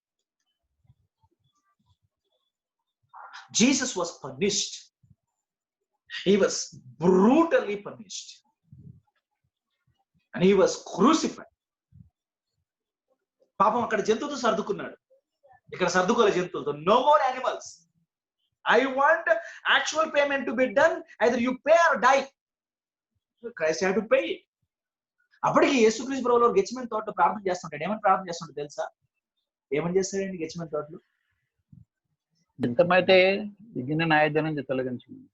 So ఆ ఛాన్స్ లేదు, తొలగించేది లేదు, ఏం లేదు, అయిపోయింది, మస్త్ అయింది. ఇప్పటికే నువ్వు చావాల్సిందే, చచ్చి తీరాల్సిందే. ఈ గిన్నె తొలగించడాలు, నీకు మరణం తప్పించాలి లే, అయిపోయింది. You have to die. I demand the death of Jesus Christ and God demanded the death of Jesus Christ. He insisted, he made everything possible that Jesus Christ really dies. ఆయన చచ్చేంత వరకు యేసు దేవుడు ఒప్పుకోలేదు. యేసు ప్రభువు మరణం ఆయన బ్రతిమలాడుతా ఉన్నాడు, ఒకవేళ నీ చిత్తమైతే తొలగించు. No way. యెషయా గ్రంథం 53:10 ప్రకారము he did it with a great pleasure.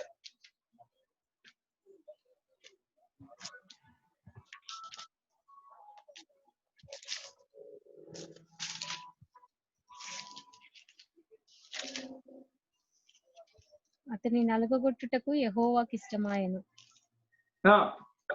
ఆయన అతనికి వ్యాధి కలుగజేసెను. అతడు తన్ను తానే అపరాధ పరిహారార్థ బలి చేయగా అతని సంతానం చూచును. అతడు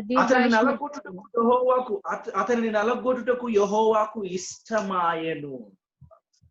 అంటే యేసుక్రీస్తు ప్రభుల వారి యొక్క మరణం,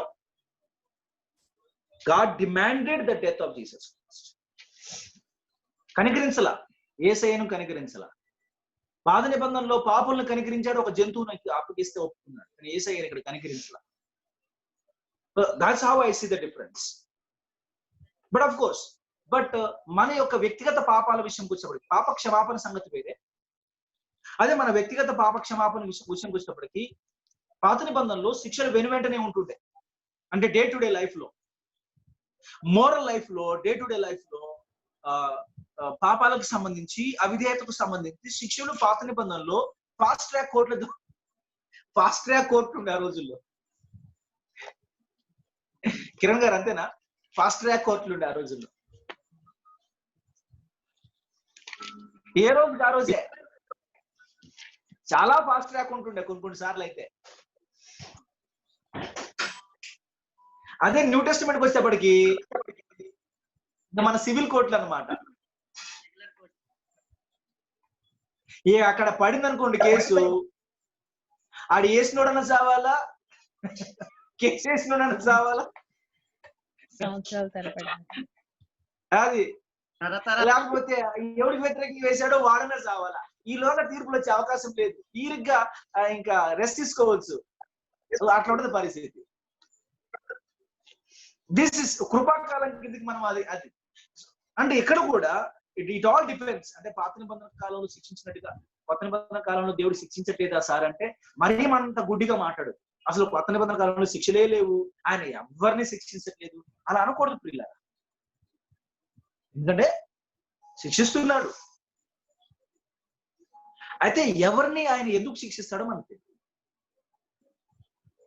ఒక రకమైనటువంటి పాపం చేసిన వారు తొందరగా శిక్షించబడుతున్నారు, అదే రకమైన పాపం చేసినటువంటి వారు కొందరు శిక్షించబడారు. సో ఉన్నది శిక్షలు ఉన్నాయి, but it is up to him. It is purely the will and wish of God. ఆయన ఎందుకు ఎవరికి ఎగ్జిక్యూట్ చేస్తాడనేది మనకు తెలీదు. But there is every possibility that judgment can be instant even in the New Testament. Not by rule, but Old Testament by rule it happened, but in the New Testament not by the rule of the law but by the choice of God. So అదొక difference ఉంది. అందుకని new testament లో అసలు శిక్షలే లేవు అన్నట్టు మాట్లాడదు పిల్లలు ఎవరు కూడా. ఆయన అసలు ఎవరిని ఏమి అన్నట్టుగా మాట్లాడు. అననీయ సప్పీరాల విషయంలో ఏం జరిగిందో మీకు తెలీదా? అంటే అదొక ఎగ్జాంపుల్ మాత్రమే. అండ్ నిజ జీవితంలో చాలా మంది విశ్వాసుల జీవితంలో చాలా జరుగుతున్నాయి. కొన్ని శిక్ష ఉండవచ్చు. గతంలో ఎవరో మాట్లాడినట్టున్నాం, గత వారమంత ముందు వారు ఇప్పుడు మాట్లాడినట్టున్నాము దీని గురించే. శిక్ష అయి ఉండవచ్చు. అంటే ఎవరో క్యాన్సర్ పేషెంట్ గురించి మాట్లాడుతూ వచ్చారు, one of our sisters. So yes, అది శిక్ష అయి ఉండవచ్చు. we don't again I'm telling you we don't know just because మన అనాలిసిస్. అయితే న్యూ టెస్టిమెంట్ లో ఒక్క భ్రమ నుంచి మనం బయటపడాలి. ఇది కృపాకాలం కాబట్టి ఇప్పుడు శిక్షలే లేవు అనే ఒకటువంటి ప్రమాదకరమైన స్టేట్మెంట్ మాత్రం ఎప్పుడు చేయకండి దయచేసి. ఎందుకంటే ఆయన నీతిగల ఉగ్రత ఎప్పుడు ఎవరి మీద పడుతుందో మనకు తెలియదు కదండి, అవునా? సో ఆయన దీర్ఘశాంతము, ఆయన కనికరము, ఆయన అనుగ్రహైశ్వర్యము, ఇక ఏం పాపాలు చేసినా ఎవరిని ఏమంటలేదు అనుకోవడానికి కుదరదు. అవిశ్వాసులైనా విశ్వాసులైనా ఆయన తీర్పు తీసుకొస్తుంటాడు. అయితే ఆయన తీర్పులు ఆయన స్వాధీనంలో ఉన్నాయి. Because we don't have law now as to how God acts అనే. So let's be careful on that. అసలు శిక్షలే లేవు అనేటటువంటిది మాత్రం తప్పుడు వాదన. So the act of redemption which మాట్లాడినప్పుడు we said that it is the death of Jesus Christ, the act of death, and the price paid is his blood. What is the price paid to redeem us? And his blood on the cross of Calvary. పేతురు మాట్లాడుతూ ఉంటాడు కదా, మనము జంతువుల యొక్క రక్తంతో కాకుండా గొర్రెల యొక్క ఎద్దుల యొక్క రక్తంతో కాకుండా నిర్దోషమును నిష్కలంకమైనటువంటి గొర్రెపిల్ల వంటి క్రీస్తు యేసు రక్తం చేత విమోచింపబడినామని మొదటి పత్రిక 1వ అధ్యాయంలో 18వ వచనంలో మాట్లాడుతుంటాడు. ఏమంటాడండి ఆయన?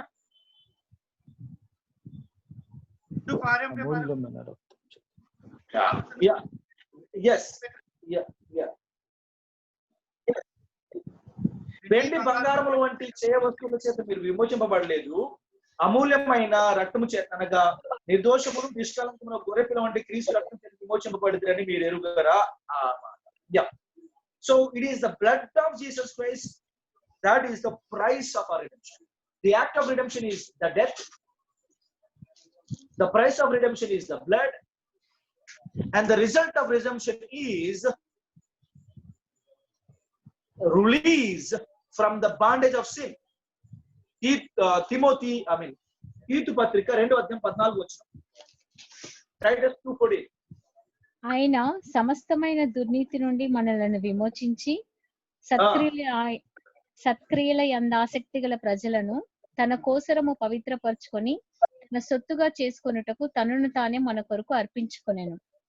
సమస్తమైనటువంటి దుర్నీతి నుండి మనల్ని విడిపించాడు. He has delivered us from all sorts of sin and unrighteousness and wickedness. And the extent of redemption is both Old and New Testament. So ఎంతవరకు ఈ విమోచన యేసుక్రీస్తు ప్రభుల వారి యొక్క శిలువ మరణము, ఆయన రక్తము ద్వారా కార్యసాధకమైనటువంటి విమోచన యొక్క పరిధి ఎంత? యేసుక్రీస్తు ప్రభుల వారి శిలువ మరణం తరువాత వచ్చినటువంటి వాళ్ళకే చెందుతుందా, వాళ్ళని మాత్రమే కవర్ చేస్తుందా ఈ యొక్క పేమెంట్, లేకపోతే పాత నిబంధన యొక్క విశ్వాసంలో కూడా కవర్ చేస్తుందా ఈ payment?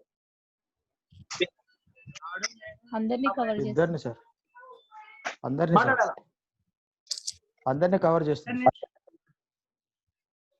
Old testament and new testament. It covers old and new testament అంటున్నారు కొందరు. కానీ యేసుప్రభు వారు చచ్చిపోయిన తర్వాత, యేసుప్రభు వారు చచ్చిపోయి ఆయన రక్తం చిందించిన సంగతి పాత నిబంధనలు ఎవరికి తెలియదు కదా సార్. ఆయన చెరలోనికి వెళ్ళి చెరలో ఉన్న వారిని తీసుకొని వచ్చాడు కదా గట్టిగా. ఆయన చెరలోనికి వెళ్ళి చెరలో ఉన్న ఆత్మల దగ్గర కూడా వెళ్ళాడు కదా సార్. అది ఎఫిషియన్సీ, అది వేరు సార్, ఆ కాంటెక్స్ట్ వేరు. కానీ ఇక్కడ తీసుకురాకండి. Okay sir, okay. ఎందుకంటే మీరు ప్రస్తావించారు కాబట్టి ఒక చిన్న హెచ్చరిక అందరికి. కొన్ని ప్రమాదకరమైన బోధలు ఉన్నాయి. ఆయన చెరలోకి వెళ్ళి చెరను చెరగా పట్టుకు వెళ్ళాడనే విషయంలో గాని, ఆ తర్వాత పేతురు మొదటి పత్రిక 3వ అధ్యాయంలో 20వ వచనము, 28వ వచనము, 21వ వచనంలో, 22వ వచనంలో ప్రస్తావించబడిన సంగతులను బట్టి చాలా భయంకరమైనటువంటి దుర్బోధ ఒకటి సంఘంలో, కరోనా వైరస్ కంటే కూడా ప్రమాదకరమైనటువంటి దుర్బోధ ఒకటి చాలా మన అవుతుంది. సందర్భం వచ్చింది కాబట్టి చెప్తున్నాను. అత్యంత భయంకరమైన దుర్బోధ. దయచేసి కరోనాకు భయపడాల్సిన అవసరం లేదు, కానీ దుర్బోధకు భయపడండి. Because we are warned, we are warned hundreds of times in the Bible, especially in the New Testament, against false teachings. A believer is warned and warned and warned again and again against false teachings. So మీరందరూ కూడా చాలా vigilant గా, sober గా ఉండాలి.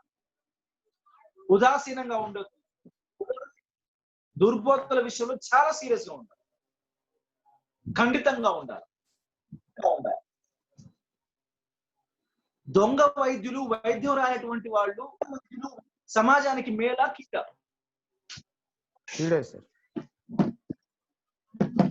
శరీరానికి సంబంధించినటువంటి వైద్యం విషయంలో మనం చాలా జాగ్రత్త పడతా ఉంటాం. ఒక మంచి డాక్టర్, చాలా క్వాలిఫైడ్ డాక్టర్, పెద్ద పెద్ద హాస్పిటల్లో చేసే డాక్టర్ అయితే మనం అఫోర్డ్ చేయలేకపోవట్లేదు. కానీ అఫోర్డ్ చేయగలిగితే మనం మామూలు దవాఖానలకు ఎందుకు పోతామండి? అవునా కదా? మనం అఫోర్డ్ చేయలేకపోవట్లేదు, బట్ మనం అఫోర్డ్ చేసేంతలో పెద్ద పెద్ద హాస్పిటల్ చూస్ చేసుకుంటాం, మనం అఫోర్డ్ చేయగలిగినంతలో. అఫోర్డ్ చేయగలిగితే మనం ఎక్కడ కాదు, బయట దేశాలకు వెళ్ళి మనం చేయించుకున్నాం చికిత్స. ఎందుకంటే we want highly qualified, the best doctor అన్నమాట, ద బెస్ట్ ట్రీట్మెంట్ కోరుకుంటాం. నథింగ్ రాంగ్ ప్రియులారా. మీకు అఫోర్డ్ చేయగలిగినప్పుడు you can get a best treatment and best doctor, no problem, no matter how expensive. కానీ ఆధ్యాత్మిక విషయాల గురించి కూడా అంతకంటే ఎక్కువ కేర్ మనకు అవసరం. ఆధ్యాత్మిక విషయానికి వచ్చేటప్పటికి జంక్ ఫుడ్ లాగా తయారయ్యింది అనమాట. ఏ దొరికితే తినేటట్టుగా తయారయ్యారు. ఏది పడితే అది దొరికి తినేస్తాం. ఇంకా అక్కడ డిఫరెన్సే ఉండదు అసలు. ఏది పడితే తినేస్తాం కాడనే తెలియదు. Seven said it. ఏంటంటే వీళ్ళ దుర్బోధ అంటే యేసు ప్రభువు వారు చెరలో ఉన్నటువంటి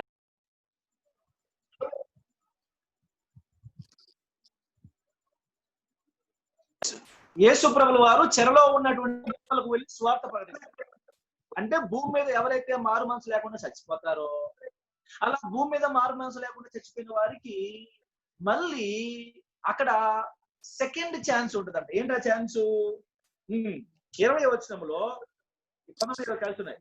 అంటే పేతురులో ఉన్నాను లేదు, నేను మొదటి పత్రికలో ఉన్నాను, 1లో ఉన్నాను, 3:20లో ఉన్నాను. దేవుని దీర్ఘశాంతము ఇంకా కనిపెట్టు చూడినప్పుడు పూర్వము నోవహు దినములలో ఓడ సిద్ధపరచుండగా అవిధేయులైన వారి యొద్దకు అనగా చెరలో ఉన్న ఆత్మల యొద్దకు ఆయన ఆత్మస్వరూపిగానే వెళ్ళి వారికి ప్రకటించును. అంటే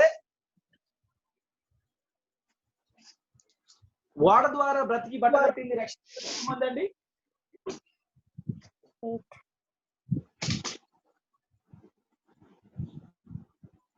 ఎంతమంది రక్షణ పడ్డారు వాడలో? 8 మంది సార్. అయితే ఇక్కడ ఏమంటున్నారంటే చెరలో ఉన్నటువంటి ఆత్మల దగ్గర స్వార్థ ప్రకటించారట.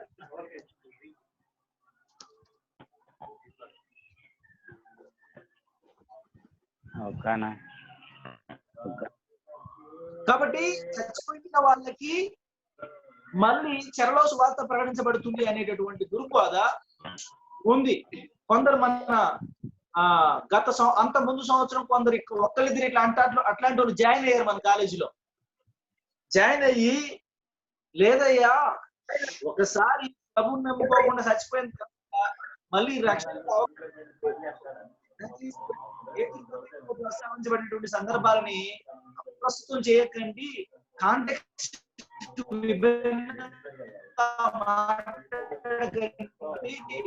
ఆయన రక్షణ గురించి అక్కడ మాట్లాడట్లేదు అని ఎంత వివరించి వాళ్ళు ఒక పట్టాన వినరు. ఏమంటారంటే లేదు మళ్ళొకసారి అక్కడ అవకాశం ఉంటుంది, నరకంలో ఆ అవకాశం ఉంటుంది, అక్కడ వాళ్ళకి స్వార్థ ప్రకటించబడుతుంది, అక్కడ రక్షింపబడతారు అని సారాంశం చెప్తున్నాడు అన్నమాట. కానీ యోహాన్ లాజరు ధనవంతుడు ఎపిసోడ్ లో అబ్రహాం గారు ఆ ధనవంతుడైనటువంటి యాతన పడుతున్న ఆ పాతాళంలో యాతన పడుతున్నటువంటి ధనవంతుడితో చెప్పిన మాట వీళ్ళకి గుర్తుండవు అసలే. So let's be very careful. Having said it, ఇందాక నేను ప్రశ్న అడిగాను. What was the question I asked? యేసురకం ఇప్పుడు జరుగుతున్న వారికి ముందున్న వారికి రక్షింపబడుతుందా, పాత తరం వరకు రక్షింపబడుతుందా? సార్ మీ వాయిస్ ఎందుకో చాలా ఇవాళ అబుసంగా ఉంది. మీరు మాట్లాడుతున్నారు కానీ సార్ అది నాకు రీచ్ కావట్లేదు. So I wanted you to know you. Fine, వేరే వాళ్ళు చెప్పండి. What was the topic for discussing? ఇందాక క్వశ్చన్ అడిగారు మిమ్మల్ని. What was the question I asked?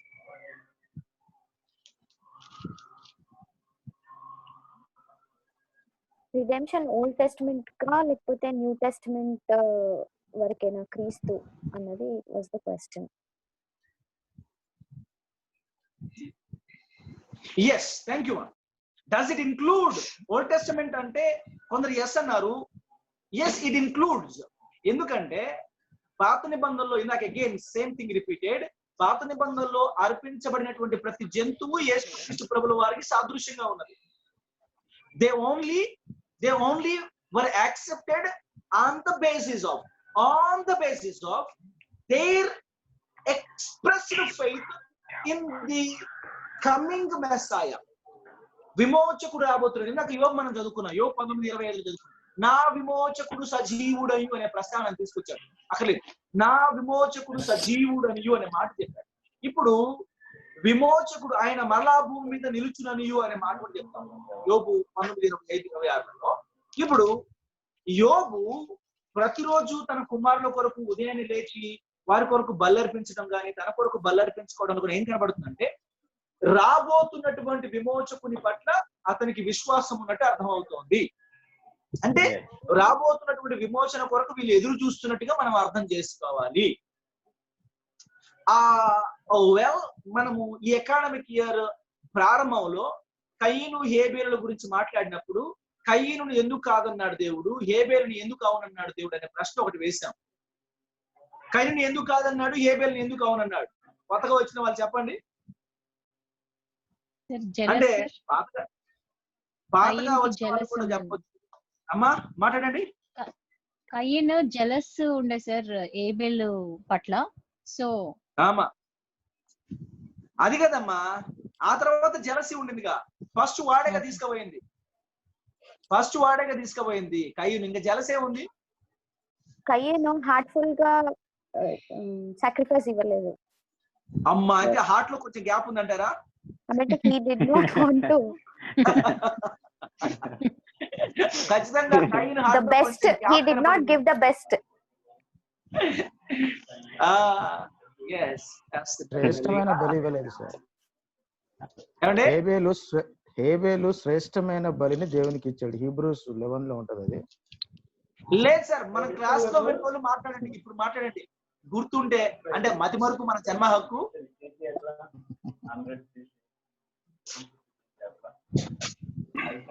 నాకు ఒక డౌట్ సార్, కయ్యూనికి తెలుస్తుండి కూడా ఇవ్వలేదు సార్ ఏది ఇవ్వాలి శ్రేష్టమైన రక్తబలి ఇవ్వలేదు సార్. అది చెప్పండి.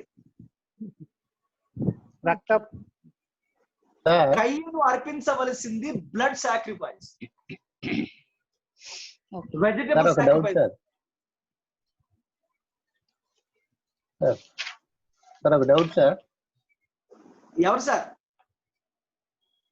సార్ కయ్యూను అంటే ప్రథమ ఫలాన్ని ఇచ్చాడు సార్. కయ్యూను ఎవరు కావాలి సార్ ప్రథమ ఫలము?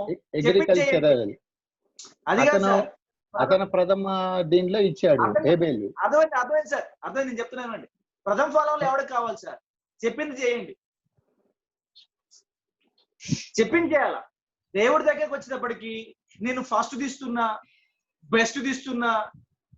C do what I tell you to do, or do I what I told you to do. నేను ఫస్ట్ తీస్తున్నా, బెస్ట్ ఇస్తున్నా, ఎక్కువ ఇస్తున్నా, పెద్దది ఇస్తున్నా. Stop all this. Do what I told you to do. నేను దెమ్మనదే.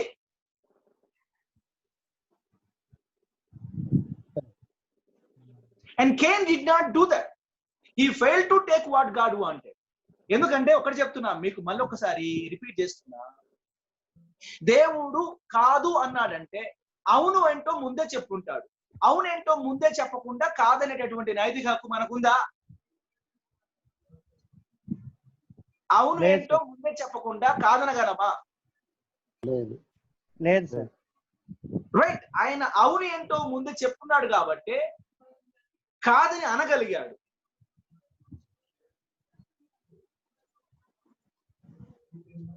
హెబ్రీ పత్రిక 11వ అధ్యాయం చదివినప్పుడు హేబేలు విశ్వాసముతో అనే మాట ప్రస్తావించబడింది. హేబేలు విశ్వసించాడు. ఏమని విశ్వసించాడు? శ్రేష్టమైన బలి. మళ్ళీ శ్రేష్టమైన పదాలు వాడకండి సార్, మీకు పుణ్యం ఉంటది. విశ్వాసమును బట్టి శ్రేష్టమైన వినండి ప్లీజ్ వినండి. శ్రేష్టమైనదని, ప్రథమ ఫలమని, ఉత్తమమైందని, ఫుల్ హార్ట్ అని, ఇవన్నీ మన అనాలిసిస్ లేనండి, ఇవన్నీ మన అజంప్షన్స్ ఏనండి. బోధకులు మన మీద రుద్దినటువంటి అభిప్రాయాలే. కానీ వాస్తవానికి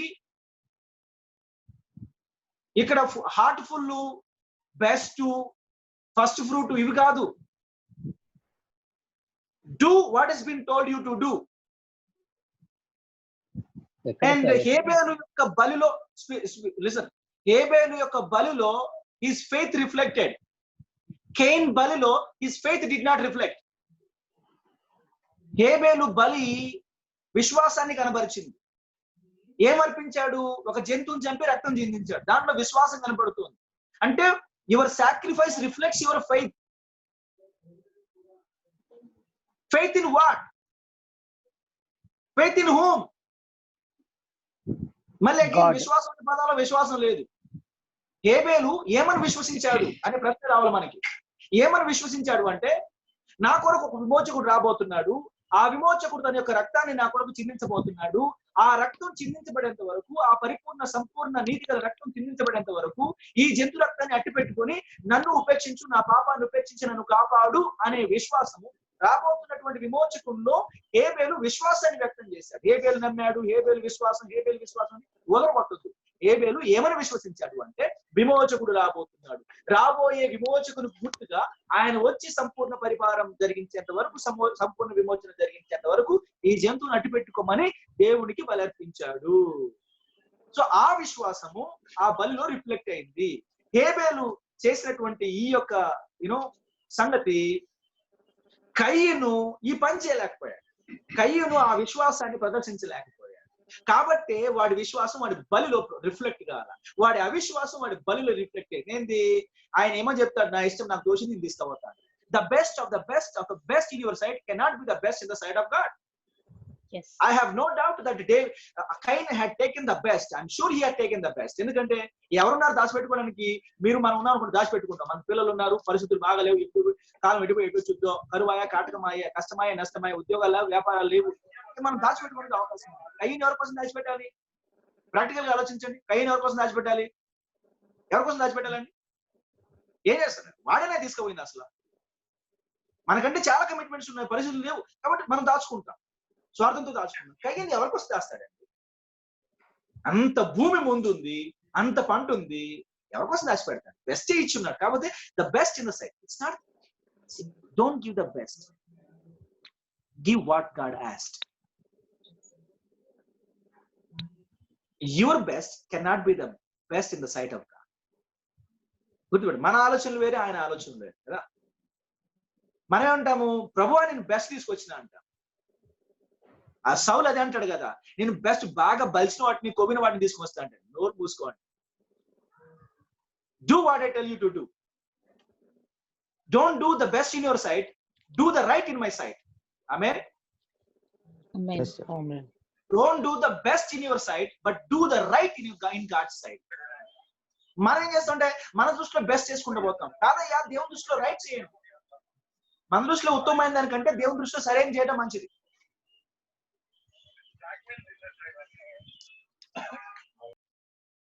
సార్ ఒక డౌట్ సార్. చెప్పండి. అంటే రాబోయే మెస్సైన్ గురించి వాళ్ళు ఇప్పుడు బలులు అర్పించిన వాళ్ళందరూ కూడా అటువంటి కాన్సెప్ట్ తోటి అంటే అటువంటి కాన్సెప్ట్ ఉండే వాళ్ళందరూ అర్పించారా? యోబుకు ఆ కాన్సెప్ట్ ఉంది కదా. యోబు ఆ కాన్సెప్ట్ లో, యోబుకి ఆ కాన్సెప్ట్ ఉన్నట్టుగా స్పష్టంగా ఆయన చెప్తున్నాడు, నా విమోచకుడు సజీవుడని, ఆయన మరలా భూమి మీద నిలిచి, నేను నా అంతటి నేనే ఆయన చూచి, నీవు నా శరీరం చీకిపోయిన తర్వాత నేను చూస్తాను, నా కన్నుతో చూస్తాను చెప్తున్నాడా లేదా? అవును. So it was yes, yeah, you haven't said it. ఇప్పుడు that's what I'm saying, sir. ఇప్పుడు కయ్యను హేబేలులకు it was introduced. It went on and on. యోబు వరకు కూడా ఆ కాన్సెప్ట్ వచ్చింది. యోబు వరకు కూడా విమోచకుని మనం నమ్మాలి, రాబోతున్న విమోచకుని యొక్క రాకడలో మనం విశ్వాసం ఉంచాలి అనే మాట, అనే గ్రహింపు యోబు వరకు స్ప్రెడ్ అయిందా? మొదటి నుంచి లేనిది యోబు వరకు స్ప్రెడ్ అయ్యే అవకాశం లేదు కదండి. అయితే ద ప్రాబ్లం ఏంటంటే పీపుల్ లీగలిస్టిక్ గా మారిపోయారు. దే ఫెయిల్ టు, మీ ప్రశ్నకి నా సమాధానం నాకు అర్థమైంది. They fail to execute that faith. ఆ విశ్వాసంలోకి వాళ్ళు రాలేకపోయారు చాలా మంది జనాలు. బల్లు కాబట్టి బల్లు అర్పించాలి. అందుకని యెషయా గ్రంథం 1వ అధ్యాయం ఏమంటాడు? నాకు వ్యక్కసమైందబ్బా, నాకు అసహ్యం అయిపోయింది మీ బల్లు అంటే.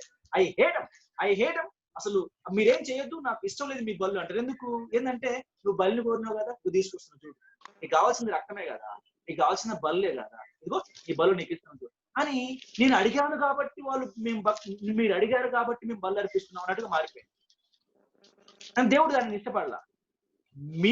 మీరు పశ్చాత్తాపంతో రాబోతున్న విమోచకుని పట్ల విశ్వాసాన్ని వ్యక్తం చేస్తూ తీసుకురావాల్సిన బలులు నువ్వు అడిగినావు కాబట్టి తీసుకొచ్చినావు, నువ్వు అడుగుతున్నావు కాబట్టి తీసుకొస్తున్నావు అన్నట్టుగా మారిపోయింది కాబట్టి ఆయన ఇష్టపడలేదు వాళ్ళు. So people failed, not all believed, but it was demanded, it was required. అందుకని యేసుక్రీస్తు ప్రభువు వారు నికోదేముతో మాట్లాడుతూ మోషే అరణ్యంలో సర్పాన్ని ఎలాగో పెట్టెనో మనిషి కుమారుడు ఆ రకంగా సిలువలు ఎత్తబడతాడని చెప్పేసి యోహాను సువార్త 3వ అధ్యాయం చెప్పబడలేదా? అక్కడ ఆ పోల్ పైన ఎత్తబడినటువంటి సర్పం కూడా యేసుక్రీస్తు ప్రభువు వారికి సాదృశ్యం అనే విషయాన్ని మనం అర్థం చేసుకోవాలి. The lord was teaching them faith, విశ్వాసం నేర్పించే ప్రయత్నం చేస్తున్నాడు. బట్ నేడు మనకున్నటువంటి క్లారిటీ వాళ్ళకి లేదనే విషయం మాత్రం నిర్వివాదం. నేడు మనకి హిస్టరీ సార్, వాళ్ళకి ఫ్యూచర్. సో మనకున్నంత స్పష్టత అయితే వాళ్ళకి లేదు, ఎందుకంటే మనకున్నంత రెవల్యూషన్ వాళ్ళకి లేదు. వారు ఉన్నంత రెవల్యూషన్ లో స్కాంటీగానైనా ఫెయింట్ గానైనా, బట్ ద ప్రిన్సిపల్ ఏంటంటే faith in the coming మెస్సాయా.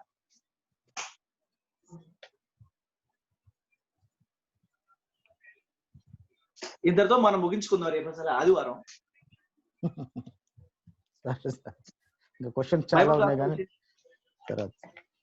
Bible Gospel Church 9:30 a.m. in the morning. Please subscribe, share, like, comment, and download our app and give 5-star rating. It is a request, please. Already given sir, మేమైతే మాట్లాడుతున్నాం. Yes, thank you brother, thank you. And share with your friends. పాడతారు sir అమ్మా, మీరు పాటలు కూడా బాగా పాడతారు sir. Nice leading, we have seen your videos. Thank you so much. Your daughter is sitting beside you. పాప కీబోర్డ్ బాగా వాయిస్తుంది సార్. థ్యాంక్ యూ అండి, థ్యాంక్ యూ. కీబోర్డ్ పియానో నేర్చుకుంటుంది, గ్రేడ్ 4 లో ఉంది. అవును, చాలా బాగా. Please pray for Joy, her name is Joy. Thank you so much అండి. Please pray for us and continue to watch our programs and share. మీకు అవి ప్రయోజనకరంగా దీవెనకరంగా అనిపిస్తే తప్పకుండా షేర్ చేయండి. అండ్ అవర్ యాప్ ఆల్సో దాన్ని కొంచెం అడ్వకేట్ చేయండి. We need many downloads. ఈ రకంగా నేను అనేకులకు సత్యాన్ని ప్రకటించాలనే ఉద్దేశంతోనే, ఇందులో వ్యాపార కోణం ఏమీ లేదు. Thank you so much. Let's pray, close with word of prayer. Who is going to close?